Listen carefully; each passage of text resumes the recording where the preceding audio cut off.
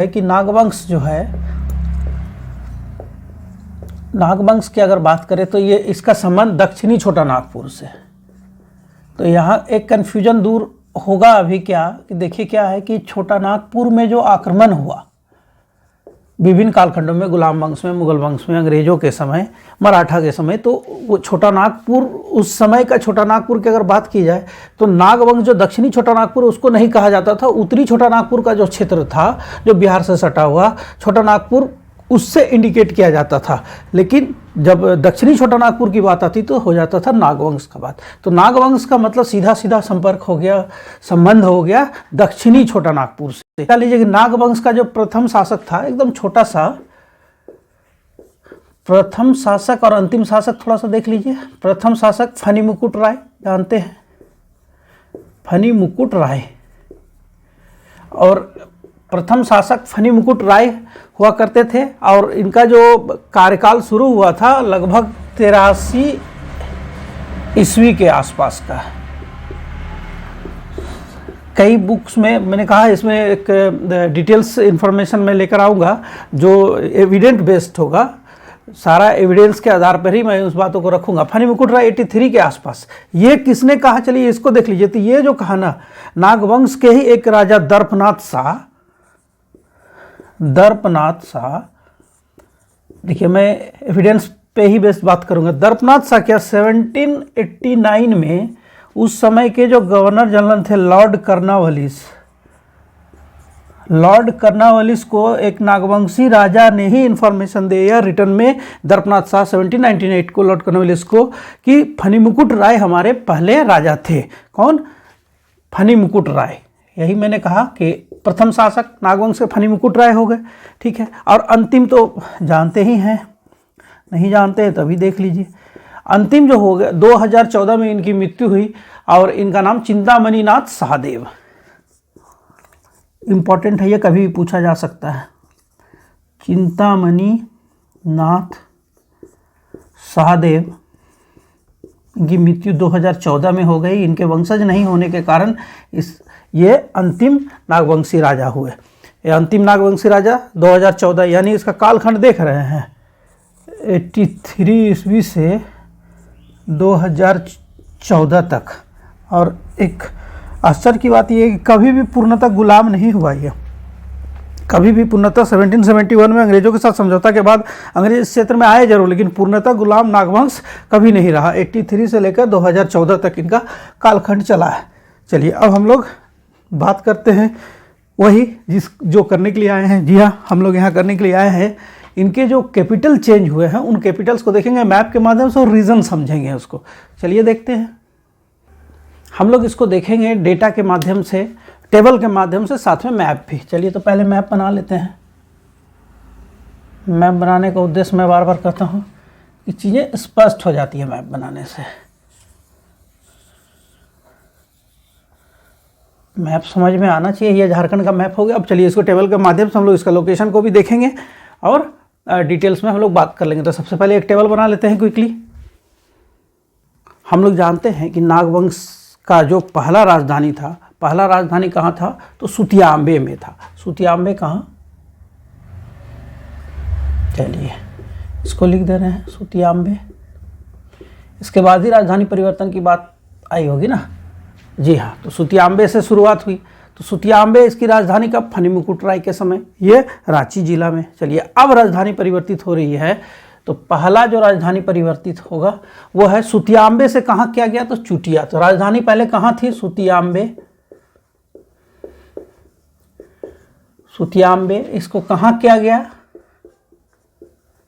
चुटिया। सुतियाम्बे से कहाँ किया गया? चुटिया। चलिए चुटिया देख लीजिए, चुटिया का लोकेशन एक बार देख लेंगे, फिर कभी इससे जुड़ा हुआ कोई प्रश्न आपसे गलत हो ही नहीं सकता। चुटिया। अब करने वाले कौन थे? तो करने वाले थे प्रताप राय, राजा प्रताप राय। और कारण क्या था? कारण यह था कि बख्तियार खिलजी का जो आक्रमण हुआ था उस समय, तो बख्तियार खिलजी का आक्रमण से सुरक्षित जगह जाने के लिए, कारण 2 बार पूछ चुका है जेपीएससी, और जेएसएससी भी पूछ चुका है, और राजधानी परिवर्तन तो अब तक कई एग्जाम में पूछे जा चुके हैं।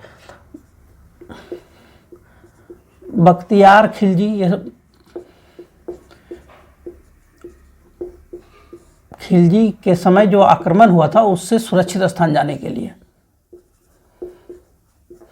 बख्तियार खिलजी का आक्रमण कहाँ हुआ था? मैंने कहा छोटा नागपुर में। छोटा नागपुर उत्तर की ओर, तभी चूंकि जो दक्षिण छोटा नागवंश कहलाता था, तो उत्तर के छोटा नागपुर क्षेत्र में पहली बार गुलाम वंश का एक सेनापति बख्तियार खिलजी आक्रमण किया था। उसी आक्रमण से सुरक्षित जगह राजधानी के लिए सुतियाम्बे से चुटिया किया गया था, से सुरक्षित स्थान जाने के लिए।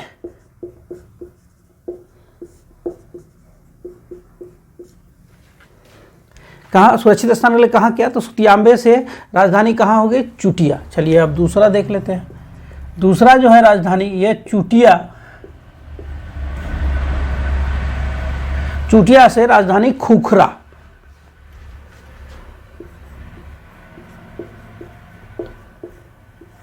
चुटिया से राजधानी कहाँ परिवर्तित हो गई? तो खुखरा। अब लोकेशन देखिए खुखरा का, तो खुखरा जो है ये लोकेशन यहाँ है। अभी आपको मैं बता दूं, ये जो है जगह खुखरा रांची जिला में ही है, लेकिन ये लोहरदगा और गुमला के बॉर्डर पर है। ये जिला तो रांची ही हुआ, खुखरा जिला हो गया खुखरा रांची, लेकिन ये लोकेशन जो है ये यहाँ गुमला और ये लोहरदगा, गुमला लोहरदगा और रांची का बॉर्डर पर है ये खुखरा। खुखरा चुटिया से कहाँ राजधानी किया गया? खुखरा। और उस समय कौन थे राजा? तो राजा थे भीमकर्ण। मोस्ट इंपॉर्टेंट है, इसको ध्यान से एक बार देख लीजिए। भीमकर्ण राजा कौन? भीमकर्ण। और राजधानी चुटिया से कहाँ? खुखरा। अब यहाँ खुखरा होने के पीछे लॉजिक क्या है? तो तुर्की का बंगाल की ओर आक्रमण हो रहा था। तुर्की का बंगाल आक्रमण, तुर्की के जो सेनापति बंगाल आक्रमण के समय उसका जो मार्ग था ना, उस मार्ग से चुटिया काफी नजदीक था, इसीलिए मार्ग के नजदीक होने के कारण तुर्की में जो बंगाल का आक्रमण हो रहा था, और उस आक्रमण के दौरान उन लोगों का जो मार्ग था उस मार्ग के नजदीक था चुटिया, इसीलिए राजधानी कहाँ किया गया? खुखरा। मैप से भी समझ में आ रहा है कि कितना वो दूर राजधानी शिफ्ट हुआ। चलिए तीसरा, जो तीसरा इंपॉर्टेंट है अब है खुखरा से डोईसागढ़ या डोईसा। खुखरा और खुखरा से राजधानी कहाँ आ रही है? डोईसा या डोईसागढ़, इसी को बोला जाता है डोईसा या डोईसागढ़। सबसे पॉपुलर राजधानी यहीं पे नवरत्नगढ़ का फोर्ट, नवरत्नगढ़ का किला यही बना था। कहाँ? डोईसा में। डोईसा में नवरत्नगढ़ का किला जो बनाया था, इसका निर्माण राजा दुर्जन साल द्वारा कराया गया था। और ये जो निर्माण नवरत्नगढ़ का आप इमेज में देख रहे होंगे, ये मुगल निर्माण शैली में था। और यहीं पे डोईसा में जब चेरो राजवंश के राजा मेदिनी राय का आक्रमण हुआ था, तो उन्होंने क्या किया था कि जो नवरत्नगढ़ का किला था उस पर एक बहुत ही सुंदर नक्काशी किया हुआ दरवाजा लगा हुआ था, जिस दरवाजा को नागपुर दरवाजा कहा जाता। तो उस दरवाजा को उन्होंने नागवंशी राजा को पराजित कर दरवाजा को अपने साथ ले गया और फिर वो पलामू के किला में लगाया। पलामू का किला लातेहार में है, वो एक अलग टॉपिक है, लेकिन डोईसागढ़ की बात आई तो मैंने नवरत्नगढ़, उसके पलामू दरवाजा, ये सब सारा सवाल पूछा हुआ। मैं जितना मैंने कहा ना, इससे 3-4 सवाल पूछे जा चुके हैं। डोईसागढ़ में नवरत्नगढ़ का किला नंबर 1। नंबर 2, नवरत्नगढ़ का किला का निर्माण मुगल निर्माण शैली। नवरत्नगढ़ किला का निर्माण किसने कराया? दुर्जन साल। नवरत्नगढ़ का जो किला है उस पर आक्रमण कौन किया? तो किया चेरो राजा मेदिनी राय।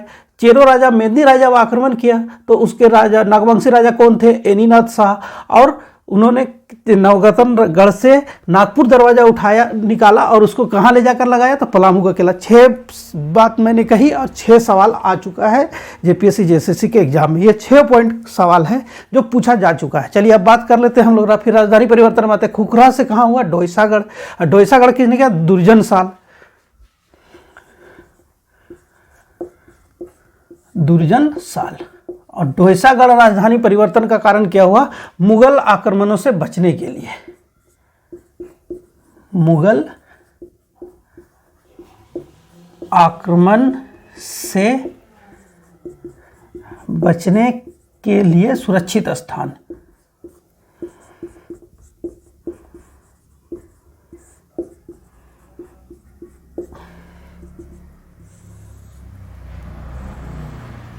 मुगल आक्रमण से बचने के लिए सुरक्षित स्थान की तलाश कहाँ?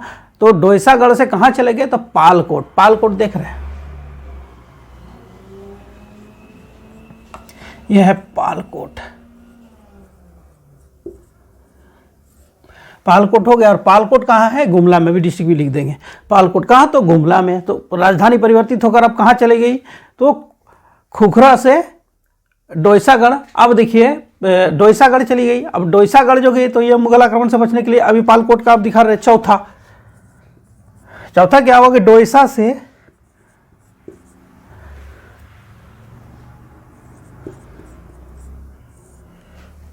अच्छा, आपको डोईसागढ़ नहीं दिखा है ना, डोईसागढ़ दिखा दे रहे हैं लोकेशन में, उसमें क्या है, ये डोईसागढ़ खुखरा से ही आगे इस मार्ग में ही है। पालकोट इसके बाद आएगा, वो मैंने पहले लिख दिया, चलिए कोई बात नहीं। डोईसा या डोईसागढ़, डोईसा या डोईसागढ़ जो है ये गुमला में। तो डोईसागढ़ कहाँ, तो गुमला में। चलिए अब बात करते हैं डोईसा या डोईसागढ़ से राजधानी परिवर्तित होकर कहाँ आ रही है, तो पालकोट। डोईसा से या डोईसागढ़ से राजधानी परिवर्तित होकर आ रही है पालकोट। और पालकोट ला कौन रहे, यदुनाथ शाह। यदुनाथ शाह। अब इसका कारण क्या है, देख लीजिए। इसका कारण है फर्रुखसियार के समय उसका सेनापति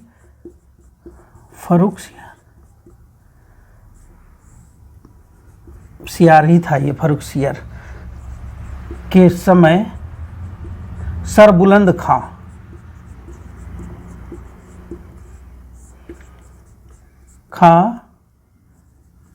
का आक्रमण से सुरक्षित स्थान।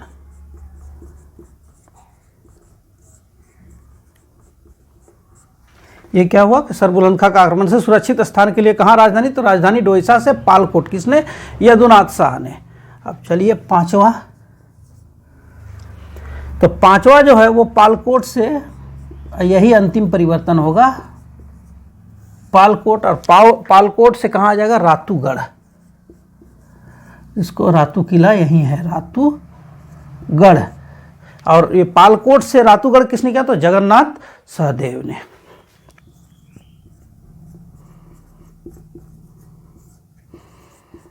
सहदेव।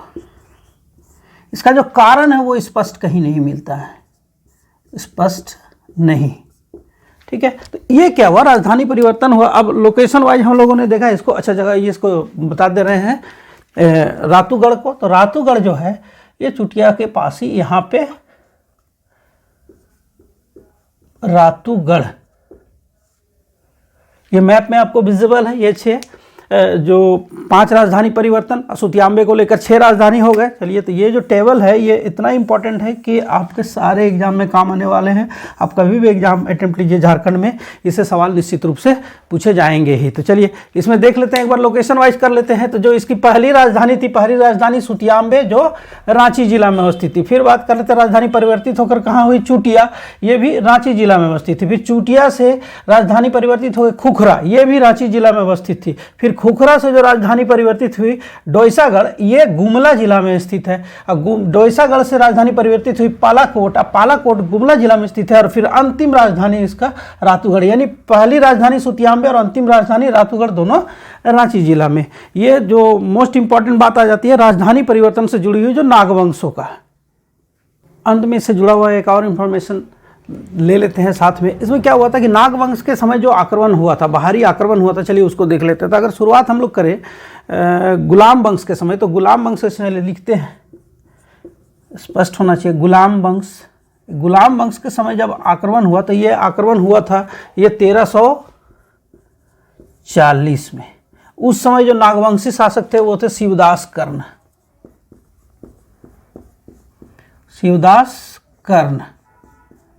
और शिवदास कर्ण नागवंशी राजा थे।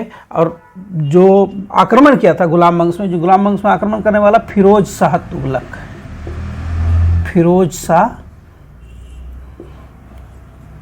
तुगलक। गुलाम वंश के बाद जब फिर से नागवंश में आक्रमण होता है, तो ये आक्रमण होता है अकबर के समय 1585 में, यानी मुगल।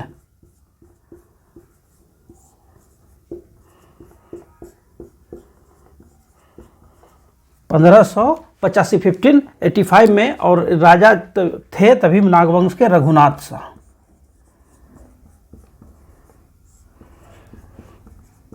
किसके समय?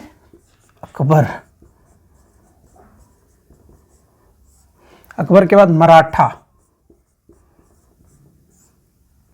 मराठा का जो आक्रमण नागवंश होता है वो 1740 में मराठा के समय आक्रमण हुआ था। उस समय थे नागवंशी राजा उदय शाह। और फिर बात कर लेते हैं अंग्रेज के समय। अंग्रेज जो मुगल में आक्रमण किए, ये नागवंश में आक्रमण किए थे अंग्रेज, वो 1771 दर्पनाथ शाह, ये पूछा जा चुका है। दर्पनाथ शाह, अंग्रेजों का आक्रमण किस नागवंश राजा के समय हुआ था? दर्पनाथ शाह। कब? 1771। तो ये जो आक्रमण हुआ है नागवंश में, प्रमुख आक्रमण, ये यहाँ इंडिकेट कर रहा है। चलिए एक बार देख लीजिए। गुलाम वंश के समय फिरोज शाह तुगलक द्वारा 1340 में नागवंशी राजा शिवदास कर्ण। मुगल वंश के समय अकबर द्वारा 1585 में, रघुनाथ शाह के समय मराठा द्वारा 1740 में, नागवंशी राजा उदय शाह के समय, और अंग्रेजों द्वारा 1771 में दर्पनाथ शाह नागवंशी राजा के समय। इस तरह हम लोगों ने इस टॉपिक में देखा नागवंश की राजधानी परिवर्तन और उसमें जो विदेशी आक्रमण हुए उसको।